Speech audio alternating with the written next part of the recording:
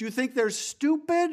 No. I think the American people believe the truth, that I'm not in the weeds on the everyday movements of you're inmates. Not in the weeds. What I am doing is protecting this country, providing historic reform, and combating the weaponization of intelligence by the likes of you. And we have countlessly proven you to be a liar in Russiagate, in January 6th. You are the biggest fraud to ever sit in the United States Senate. You are a disgrace to this institution and an utter coward. I'm not surprised. I'm not surprised that you continue to lie from your perch and put on a show so you can go raise money for your charade. You are a political buffoon at best. What you just witnessed is the moment a Senate oversight hearing completely broke down. The FBI director, in an official government proceeding, just called a sitting United States senator a fraud, a disgrace, and a coward. This hearing was called to examine two of the most serious questions surrounding the FBI right now: whether agents were fired for political retribution and what the Epstein files actually contain. Senator Adam Schiff came in with specific quotes, specific names, and specific legal questions. What happened next is one of the most extraordinary exchanges in recent Senate history. Let's go back to where it started. Mr. Patel, during your confirmation hearing, you made several important commitments. For instance, you told Senator Coons there will be no politicization at the FBI. There'll be no retributive actions. Did you ever take any action to terminate or discipline an FBI agent or employee in whole or in part as retribution for being part of an investigation of Donald Trump or January 6th? No. That you played no role in the firing of even a single FBI agent for political retribution? None for political retribution. And if any FBI agent said you did, they would be lying. Is that your testimony? I'm only speaking to my actions. Everybody is allowed to make their allegations. Oh, no, these are allegations against you. And so, Mr. Patel, if FBI, senior FBI agents or employees said that you were firing them for political retribution reasons because of the cases they were assigned, you're saying they would be lying. Is that anyone that was terminated at the FBI was done so for failing to meet the standards, uphold their constitutional oath, and effectuate the mission. You also guaranteed Senator Blumenthal that every FBI employee will be held to the same, absolute same standard. No one will be terminated for case assignments because of a prior case assignment. No one at the FBI is terminated for case assignments alone.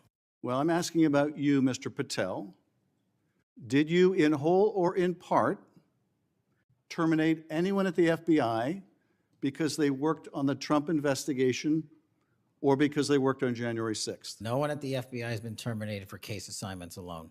Did you terminate or participate in any discipline of any FBI employee in whole or in part because of their work on an investigation of Donald Trump or January 6th? Yes or no? Any terminations at the FBI by employees? No, I'm asking you a very specific question. And I'm going to answer the question, but you don't like the answer because it's the truth and it guts your narrative. I want an answer to my question. I don't want an answer to someone else's question. FBI employees are only terminated if they fail to uphold their oaths of office and duty. You're not answering my question. I don't have to answer your question yes or no because you're setting up a trap so you can have a media narrative. I'm not setting up a trap and I'm not giving it to you. Watch what Senator Schiff is doing here with extreme precision. He is not making accusations. He is building a legal record using Patel's own confirmation oath as the foundation. Every question is structured around the exact language Patel used under oath. And then notice the moment Patel says no one at the FBI is terminated for case assignments alone. Schiff immediately isolates that one word, alone, because in a legal context, alone changes everything. It means termination could have happened partly because of case assignments, just not solely. Patel then says absolutely not. But the damage of that one word is already on the public record. This is not a political argument. This is a precisely constructed legal exchange designed to create contradictions that can be used in the ongoing lawsuits filed by terminated FBI agents. All FBI employees who they identified who had worked on cases against President Trump would be removed from their jobs. Did you tell that to someone at the FBI? Say that I would remove people for case assignments? That people that were identified as having worked on cases against President Trump would be removed from their jobs. Did you tell that to someone at the FBI? People are not removed for Just case answer my assignments. question. Just answer my question. Did you tell that to someone? People are not removed for case No, assignments. you're not answering my question. And I would Mr. never Patel, tell anyone. Did you tell someone at the FBI? I would never tell anyone at the FBI that they're being removed for basically their case assignments. Okay, so anyone who had said that would be lying. Is that your testimony? Anyone can say whatever they want. Have you ever told anyone at the FBI that the FBI tried to put the president in jail and he hasn't forgotten it, and that your job depended on the removal of agents who worked on cases against the president? No. Did you ever tell anyone that? No. Did you ever tell anyone that you knew these summary firings you were undertaking were illegal, likely illegal, and that you would be sued and later deposed? Did you ever tell anyone that? No firings at the FBI or terminations were done for anything other than justified Did you ever cause. tell anyone that, Mr.? 3 separate direct questions. Did you tell anyone agents would be removed for working Trump cases? Did you know the firings were likely illegal? And did you tell anyone you would be sued and later deposed? All 3 received the same non-answer pattern. And then Schiff does something significant. He stops pushing. Not because he ran out of questions, but because the non-answers themselves are now part of the record. In a legal proceeding, a witness who refuses to answer a direct question under oath creates an evidentiary problem for themselves. Schiff knows the lawsuits are coming. He is building the paper trail now. In 2024, you were asked by Glenn Beck about Epstein's Black Book. You said, Black Book, FBI. And he said, but who? That is, I mean theirs. And you said, oh, that's under the direct control of the director of the FBI. That's what you said. Was that true, Mr. Patel? I'll rely on you quoting it accurately. I did that a couple of years ago. Was it true what you represented to Mr. Beck and the president's supporters out there, or were you lying? Was it true that the Black Book, Epstein's Black Book, was in the possession of the FBI director? The Black Book was in the possession of the FBI. Okay, so now that you're the FBI director, you have possession of the Black Book, right? That index has been released. So you have Jeffrey Epstein's Black Book? What is known as Jeffrey Epstein's Black Book has been released. Okay. This is a genuinely significant moment that almost gets lost in the larger exchange. In 2024, before he was FBI director, Patel told a public audience that Epstein's Black Book was under the direct control of the FBI director. That was a public statement made to build credibility with a specific audience.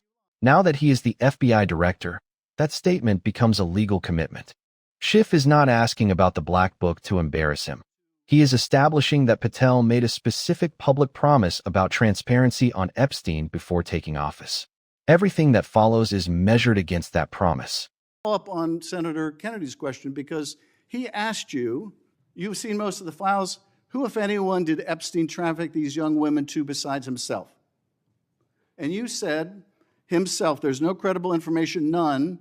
If there were, I would bring the case yesterday that he trafficked to other individuals. That Jeffrey Epstein trafficked no one to anyone but himself. Is that your testimony, Mr. I never said Jeffrey Epstein didn't traffic anyone else. Did he traffic any young woman to someone other than himself? That was Mr. Kennedy's question, Senator Kennedy's question. The information that 3 administrations have had access to have made determinations that there are no investigative leads that were credible to prosecute and investigate any others. I'm specifically I'm stating you whether we it's were your working testimony who have said otherwise, and you're telling the American people today that the Epstein list is a single name and it's Jeffrey Epstein. That's what we're to believe? That's not what I'm saying. That's what you're saying. And you can say whatever you want. Let me ask you this. This is the most legally consequential exchange in this entire hearing. Patel's testimony today, that there are no credible investigative leads suggesting Epstein trafficked young women to anyone other than himself, directly contradicts sworn testimony from Epstein victims, including Virginia Giuffre. In a court of law, when official government testimony contradicts sworn victim testimony, that contradiction does not disappear. It becomes the basis for future legal action. Patel is not just answering a senator's question here. He is creating an official government position on the Epstein case that will be examined against every piece of evidence that eventually becomes public. Ghislaine Maxwell, she said, but did I think these guys were coming for that? I really don't. If you met Epstein, there's no way that this cast of characters of which it's extraordinary, and some are in your cabinet. A man wants sexual favors. He will find out they didn't have to come to Epstein for that. And the next question, Todd Blanche, the president's former criminal defense lawyer, asked, so when's the last time you think you were with Mr. Epstein when he got a massage? So let me ask you, who are those cabinet members that Ghislaine Maxwell was referring to that, that were part of this cast of characters associated with Mr. Epstein? Who are they? The Deputy Attorney General took the aggressive step that no one else did and interviewed Ms. Maxwell for 2 days, and we released the entirety of that transcript. Who are the cabinet members? I do not have that transcript in front of me. You're picking it piecemeal. The American public can read the entirety of that. One last question, because you clearly won't tell us the cabinet members associated with Mr. Epstein. Let me ask you one last question, and that is, right after she gives this testimony, 3 separate but deeply connected facts emerge in this clip. First, Ghislaine Maxwell, in her interview, referenced cabinet members as part of Epstein's circle. Second, immediately after that interview, she was transferred to a minimum security prison not suitable for a sex offender. Third, Patel says the Bureau of Prisons made that decision independently with no consultation. The timing of that transfer, coming directly after Maxwell named cabinet members in an FBI interview, is the question this hearing needed to press hardest. Whether that timing was coincidental or deliberate is something only the full, unredacted record can answer, and that record has not been made public. Let me ask you one last question, and that is, right after she gives this testimony in front of an FBI agent, among others, she's transferred to a minimum security prison not suitable for a sex offender like herself. Who made that decision and why? The Bureau of Prisons. The Bureau of Decisions made it in prisons. The Bureau of Prisons decided on their own, without any consultation with Blanche or anyone else, that they were going to suddenly, after this interview, completely unrelated to this interview, completely unrelated to anything she said, move her to a prison not suitable for a sex offender. You want the American people to believe that? Do you think they're stupid? No. I think the American people believe the truth, that I'm not in the weeds on the everyday movements of inmates. Not in the weeds? What I am doing is protecting this country, providing historic reform, and combating the weaponization of intelligence by the likes of you. And we have countlessly proven you to be a liar in Russiagate, in January 6th. You are the biggest fraud to ever sit in the United States Senate. You are a disgrace to this institution and an utter coward. I'm not surprised. I'm not surprised that you continue to lie from your perch and put on a show so you can go raise money for your charade. You are a political buffoon at best. Well, you can take an internet troll. Take it to the bank that the FBI is protecting this country and the state and citizens of California. We are bringing historic reform.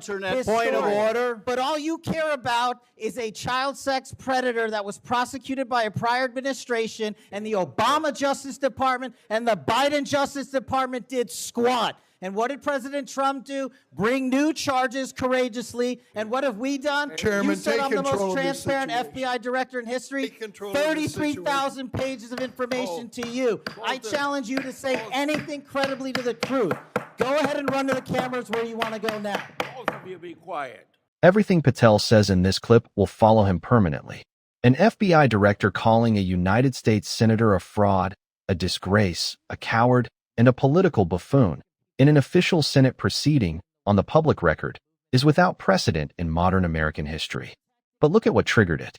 Not a personal attack, not an insult, a question about who made the decision to transfer Ghislaine Maxwell. That specific question about that specific transfer is what broke this hearing completely open. When a witness loses composure at a specific question, that question becomes the most important question in the room.